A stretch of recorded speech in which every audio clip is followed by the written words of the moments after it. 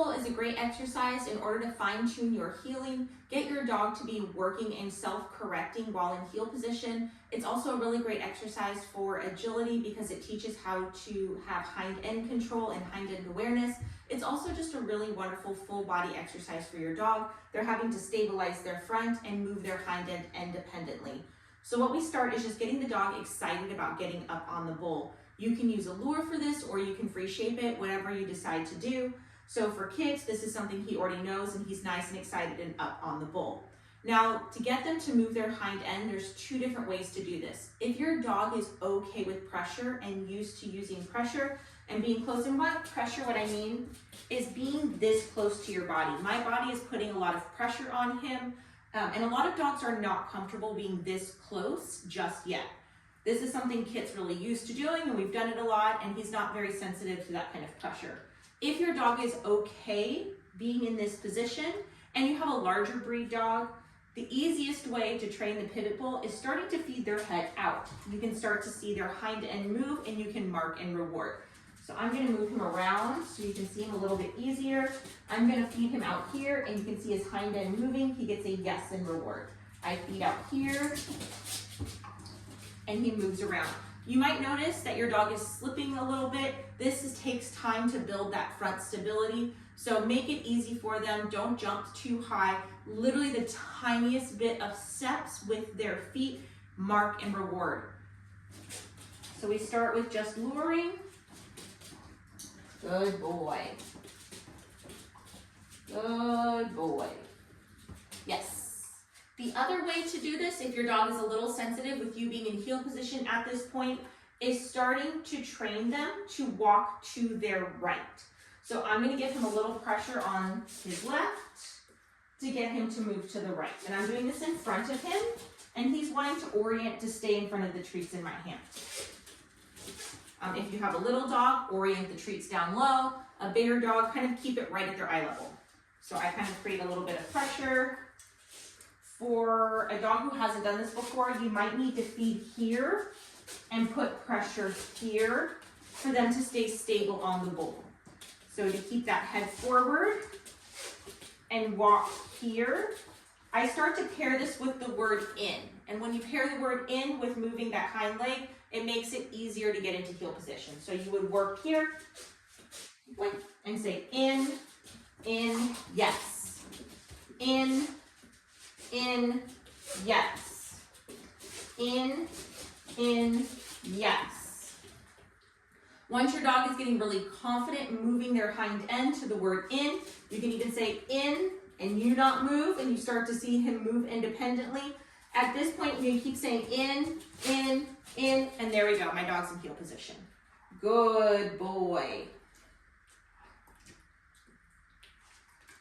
Now, whichever method you use, the next step is starting to incorporate footwork with the commands. And the footwork ends up becoming the in command, and we start to fade the in. So what we start to do is my right foot, so my outside foot is going to come out, and then I step here and say in. Good boy. Outside foot, inside foot, in. Outside foot, inside foot, in.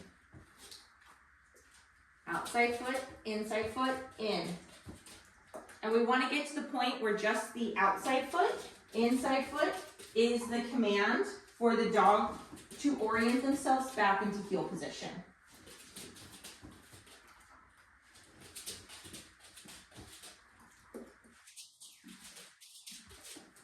Good boy, yes. And that's it. That's exactly what the pivot bull looks like from start to finish. Good boy. All right, the next body awareness exercise we're going to be working on is a tuck sit. In this type of sit, the dog's front feet are stationary and they tuck their rear end in under their body in order to do a sit. The reason we teach this sit for obedience work is because in heel position, if your dog was to rock back sit, which looks like this, sit, he ends up behind you in heel position, versus a tuck sit, they end up along with you. Also in a competitive front, which is the recall portion, if the dog was to rock back sit, they end up too far away from your body in order to complete the exercise. So we teach a tuck sit. A tuck sit's also really great for core stability, and it's a great all-around activity for your dog for general fitness. So yet again, I like to teach this with a foam block because it teaches your dog exactly how you want them to sit directly in front of you. It keeps their body nice and tight to be able to stay onto the platform. So what I do is I start by tossing a treat away and trying to get a nice clear lineup for them to come in. Good boy. I get a treat in their nose and I bring it up. Sit. Good. Good. Good. Yes. In their nose and up. Good. In their nose and up. Good. Good. Yes. In their nose and up. Good. Good. Yes. Once your dog understands the back and forth nature of this, we can start to put the command on this behavior. This specific behavior is referred to as a front, where the dog comes into you and sits so close where you can touch the top of their head and they're sitting in front of you. So I'm going to toss away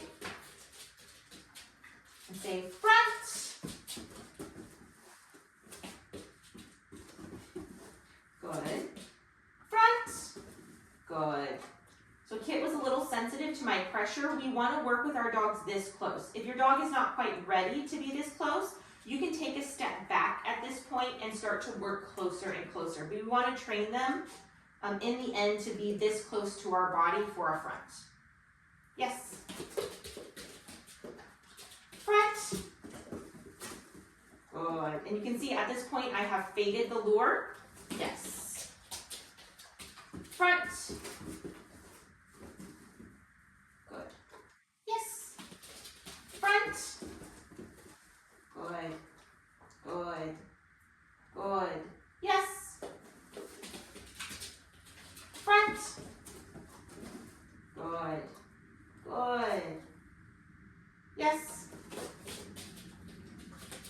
Front. Good. Good. I'm still keeping the treats around my belly button because that puts that focus up a little bit higher and kind of helps him get into position. But I'm no longer putting the treat in his nose and lifting up. Good boy. Yes. Front. Good. Good. Yes. Front. Good. Good. Yes.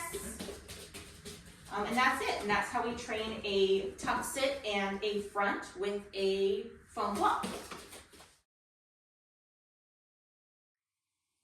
The last body awareness exercise that we cover in Above and Beyond is position flow. In obedience, we want the dogs to flow through positions without moving their front feet. And this is for them to maintain heel position, as well as being able to do command discrimination from a distance and not creep forward. So they are at different things. You might use it for rally, you might use it for competitive obedience. It also builds a lot of core strength and body stability. These are exercises that are used for agility dogs as off days for training so that they can have a full body condition. This is also exercise that's done for physical therapy for dogs who might have had injuries in the past. So I will bring Kit over. This is actually something that's kind of difficult for Kit to do. So it's kind of good to see a dog who does this that isn't perfect at this already. This is something we worked on quite a bit for him to get to this point. So we want to do a down, and we give a little bit of pressure on his chest and between his front legs for him to fold into that down. Good. And then to stand, I'm going to bring the pressure up and anticipate where his nose is going to be and have the reward waiting for him there. So stand, down. I like to also do this on a foam mat when we're starting because it helps keep their front feet stabilized. Stand, down, stand, down. Good job. The next position flow is a sit. Good boy. To a stand. So for the sit, pressure goes up higher, so his nose goes up. For the stand, it comes down. sit, stand, sit, good, sit, good, stand, sit, good, stand, sit, good, stand. Good boy. The last flow for position is a sit. This one's a bit harder, so we've saved it for last. Good boy, sit. To a down. We want to push back, down. Good boy. Sit. To a down. Good boy. Sit. Good boy. Down. So that's it. That's how we will lure through the different positions. As the dogs continue to build muscle memory and they start to understand the exact positions, we can start doing this against a wall and then start to learn to fade the lures. But at this point, it's all about muscle memory. Use the lure, use the pressure, and just work on building the strength. A lot of dogs do not have the strength to do position flow without practicing it first. So the luring portion is very important for the dogs to be able to do this successfully and without the lure. Don't do it too much because this is something that is really hard on their bodies, just physically. It's kind of like doggy yoga, and we don't want to work them to the point of fatigue where their muscles are super, super sore and they don't enjoy this activity anymore. So keep it highly rewarding, lots of treats.